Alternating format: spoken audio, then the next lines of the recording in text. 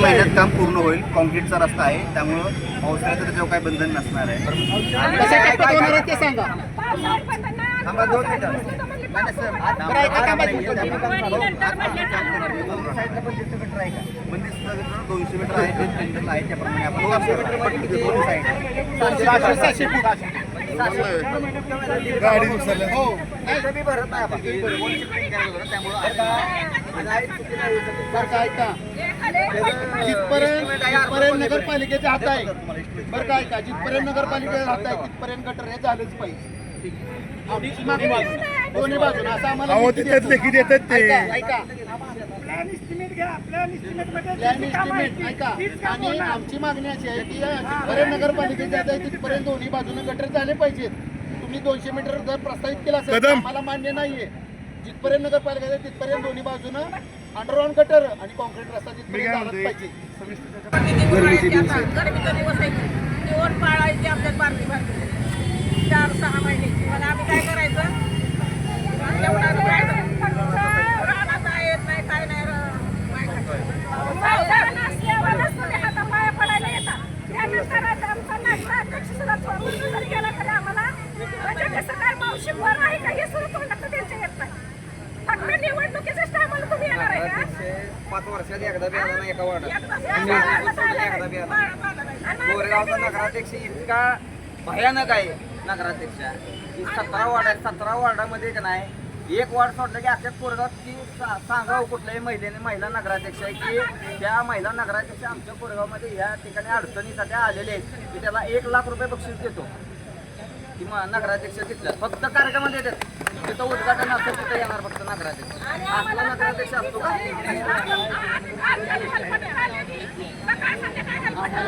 JCB आली, सगळी यंत्रणा आली, मग इतक्या दिवस यंत्रणा कुठे होती?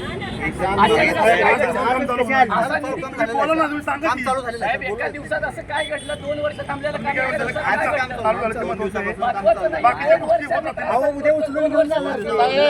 आजच्या दिवस लावतेली उद्याच्याला काय करते. आणि आमचं तर म्हणणं आहे ठीक आहे, तुम्ही जर मोठेपणा केला असला तिथं आला असला यंत्रणा घेऊन तर उद्यापासून काम चालू ठेवा. आमचं स्वागत करतो.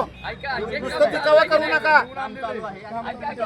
जे काम चालू आहे की नाही त्या ठिकाणी शासकीय पदाधिकारी नाही, एक तर आमदाराचे पदाधिकारी आहेत त्या ठिकाणी. म्हणजे तुम्ही आमदाराच्या पदाधिकाऱ्यांचं ऐकून काम चालू करता का?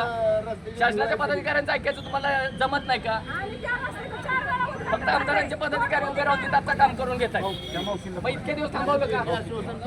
इतके दिवस थांबवलं का सर? 4 वेळा उद्घाटन झाले त्या रस्त्यात आणि 2 पोती कंप्लीट 2 पोती नारळ पडले.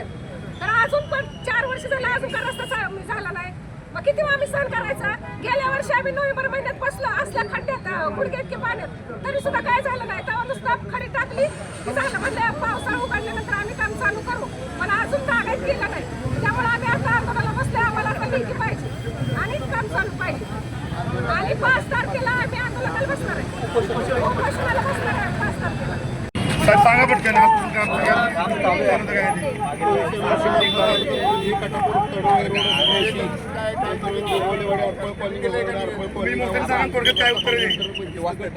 रस्त्याची विशेष दुरुस्ती करणे, कोरेगाव तालुका रस्त्याचे काम बंद असल्याने काम तत्काळ सुरू होण्याबाबत रस्ता रोको आंदोलन करणारे असल्याबाबत कळवण्यात आहे. सदरचे काम सुरू करण्याबाबत वरील अन्वेषणानुसार आलेल्या होते कामामध्ये डांबरीकरण रस्त्याऐवजी कॉन्क्रीट रस्ते करण्यात आल्याने कामाच्या अतिरिक्त बाबत रस्त्यात केलेला आहे आपण. म्हणजे त्यांच्या पत्रातनं समजतंय की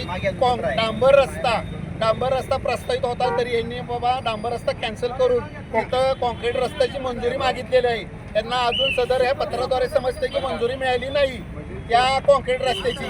तर आमचं म्हणणं आहे गेल्या 4 वर्षापूर्वी जर त्या रस्त्याचं भूमिपूजन झालं असलं तर आजपर्यंत प्रशासनानं काही झोपा काढल्या का? प्रशासनाला ह्या गोष्टी गांभीर्याने का समजल्या नाही? त्या तिथल्या लोकांना नागरिकांना रोज त्रास होतोय. पावसाळ्यात जाणाऱ्या मुलांना शाळेतल्या हातूनच त्रास होतोय.